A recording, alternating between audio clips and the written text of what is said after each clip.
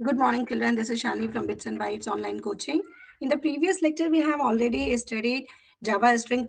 We have already started, Java string class methods. उसमें हमने कुछ methods already हमने पढ़ लिए हैं. जैसे हमने टू अपर केस पढ़ा and to lower case method को हमने डिस्कस किया था. उसके बाद हमने किया था trim method and उसके बाद हमने दो मेथड और किए थे, starts with and end with method. Children, अगर आपने ये दोनों मेथड अभी तक नहीं किए हैं और आपने मिस कर दिए हैं तो मेरे प्रीवियस वीडियो में जाकर आप देख सकते हैं. आज जो हम स्टार्ट कर रहे हैं, आज जो हम डिस्कस करने जा रहे हैं, वो डिस्कस करने जा रहे हैं जावा के कुछ और स्ट्रिंग मेथड. उसमें से हम शुरू करते हैं आज के मेथड्स में करेक्टर एट मेथड.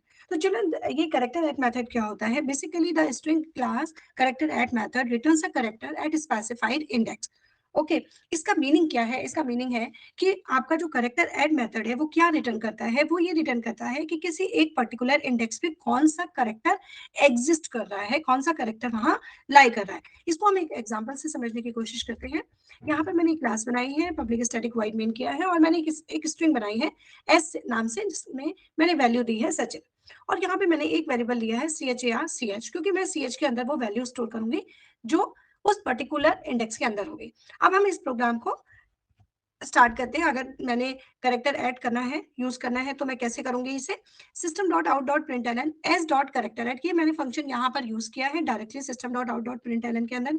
तो S dot character at and 0, मैं ये जानना चाहती हूँ कि 0th पोजिशन पे कौन सा करेक्टर लाए कर रहा है. तो अब मैं यहाँ देखूंगी 0th पोजिशन यानी कि SACHIN है. वैसे तो हम देख के भी पता लगा सकते हैं, लेकिन जब हमारे पास बहुत सारे करेक्टर्स होते हैं, बड़ी स्ट्रिंग होती है, तो हमारे लिए डिफिकल्ट हो जाता है. तो और ये जो हमने किया है, ये हमने स्टोर भी कराना चाहते हैं हम कहीं, तो हमने क्या किया है? CH is equal to s dot character at and 0, यानी कि 0th पोजिशन पे जो भी करेक्टर है वो किसके अंदर स्टोर हो जाए? CH के अंदर हो जाए. ठीक है, अब मैंने इसको क्या किया, उसके बाद मैं इसको प्रिंट कराऊंगी. ठीक है, अब जब मैं प्रिंट कराऊंगी तो हम देखेंगे कि यहाँ पर जो 0th पोजिशन पर जो वैल्यू है या जो करेक्टर है वो है हमारा एस. इसी को ही मैं एक और एग्जांपल ले लेती हूँ और मैं यहाँ पे लिखती हूँ एस डॉट करेक्टर एट 3. तो थर्ड पोजिशन पे कौन सा करेक्टर हमारा लाई कर रहा है, उसके लिए हम रीड करेंगे 0 1 2 3.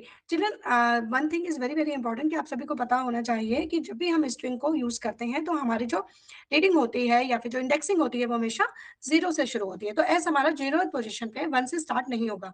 तो एस हमारा 0 पे है, ए हमारा 1 पे है, सी हमारा 2 पे है और 3 हमारा क्या होगा? एच पे होगा. तो यहाँ पर जब वो सी एच प्रिंट करेगा, करेक्टर को प्रिंट करेगा, तो एच आएगा. जो इसका आउटपुट आएगा तो वो 0th पोजिशन के लिए एस आएगा और आउटपुट पोजिशन जो थर्ड की जो आउटपुट पोजिशन होगी वो होगा एच. राइट, कैपिटल एच नहीं होगा, इसमें स्मॉल एच होगा. ठीक है, नेक्स्ट हमारा जो मेथड है चिल्ड्रन वो है हमारा index of and last index of method. Index of method just opposite to your character at. Character at में हमने ये पूछा था कि इस पर्टिकुलर इंडेक्स पे कौन सा करेक्टर लाई कर रहा है. यहाँ पर इंडेक्स ऑफ मेथड में चिल्ड्रन क्या होगा? Index of method returns the position of the first occurrence of specified character in a string, यानी कि वो करेक्टर में कौन सा इंडेक्स है, कोई एक पर्टिकुलर करेक्टर है तो वहां पे कौन सा इंडेक्स बिगिन हो रहा है. तो यहाँ पर आप देख सकते हो, मैंने पब्लिक स्टैटिक वॉइड करके एक सिंपल छोटा सा प्रोग्राम बनाया है फॉर एन एग्जांपल. और मैंने क्या किया, माई एसटीआर के अंदर एक स्ट्रिंग को स्टोर किया. एक सेंटेंस है basically, hello planet earth you are a great planet. और उसके बाद मैं ये चेक करने जा रही हूँ कि प्लेनेट मेरा कौन से इंडेक्स से स्टार्ट हो रहा है.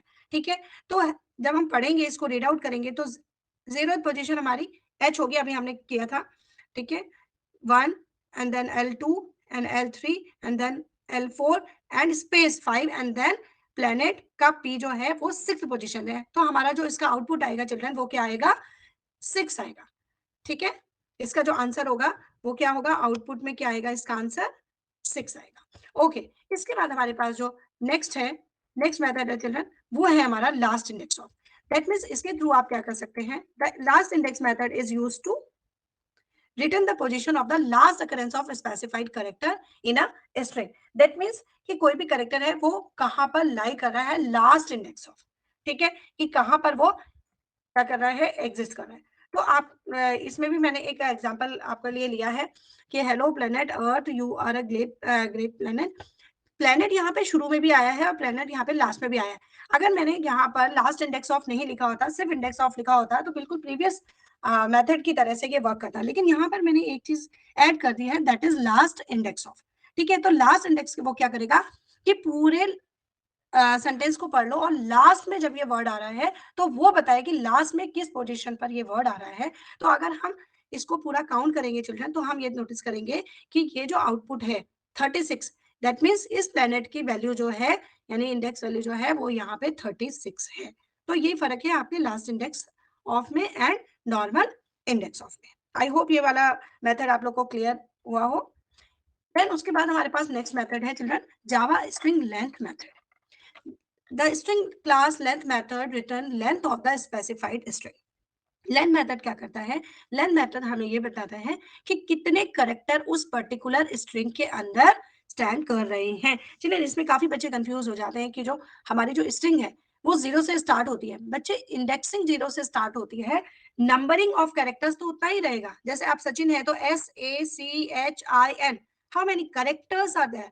करेक्टर्स है आपके 6। तो जो लेंथ फंक्शन है वो क्या रिटर्न करता है? Length of the specified string, that means how many characters are there in a particular string with space. Space also take some space, यानी कि space अगर हमने कहीं दिया है तो उसको भी वो काउंट करेगा। तो here you can see the length of string s, हम लिखते कैसे हैं इसको? s dot length function, and उसका आंसर जो आएगा, आउटपुट आएगा, वो आएगा इसका 6।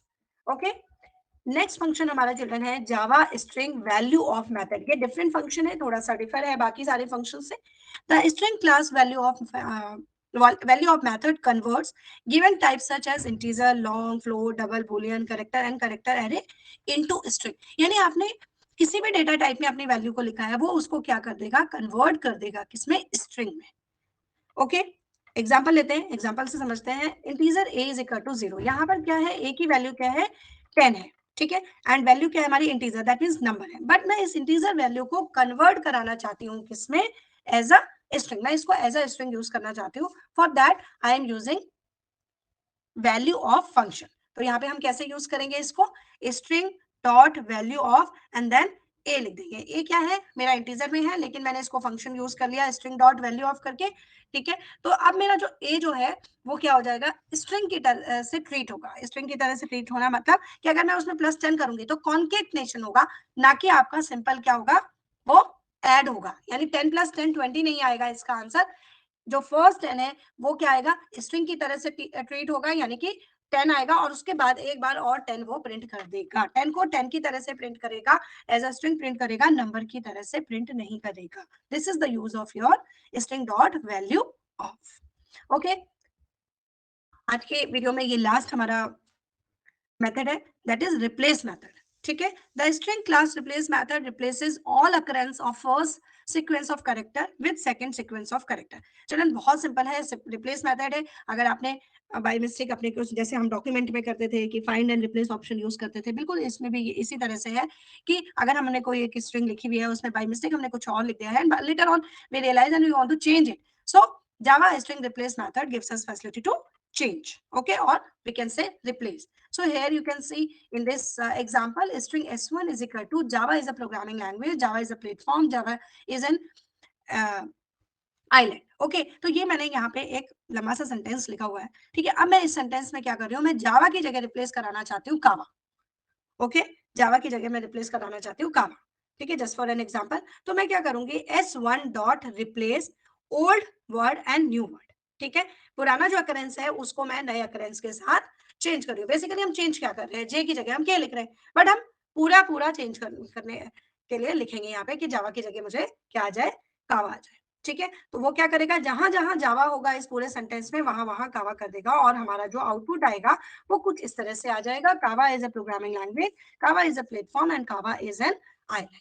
तो चिल्ड्रन, आई होप ये सारे जो फंक्शन हमने अभी करे हैं, हमने करे अभी replace function, value of function, length function, उससे पहले हमने लास्ट इंडेक्स ऑफ फंक्शन किया, इंडेक्स ऑफ फंक्शन किया, और उससे पहले हम लोगों ने किया था कैरेक्टर ऐड मेथड, ठीक है। तो ये सारे मेथड, ये सारे फंक्शंस आपको क्लियर हो गए होंगे। ये स्ट्रिंग्स के फंक्शन है, बहुत बहुत इंपॉर्टेंट फंक्शन है चिल्ड्रन, ठीक है। तो आज के वीडियो में इतना ही। अगर किसी फंक्शन में कोई भी डिफिकल्टी हो तो प्लीज मुझे कमेंट करें, मैं दोबारा से इस चीज को आपको समझाने की कोशिश करूंगी। और अगर थोड़ा सा भी कहीं डाउट है तो पीछे जाइए, रिवर्स करिए एंड दोबारा से वीडियो को देखिए। आई एम श्योर आपको ये फंक्शन बहुत इजीली समझ में आ जाएंगे। और मेरे आगे आने वाले वीडियो में इन सबका मैं प्रैक्टिकल आपको एक वीडियो में, सिंगल वीडियो में इन सबका आपको प्रैक्टिकल सेशन देने वाली हूँ, तो उस वीडियो को आप लोग जरूर देखिए। ठीक है, so that's all for today children. Bye, take care, please do subscribe my channel and like and share. Bye bye, take care.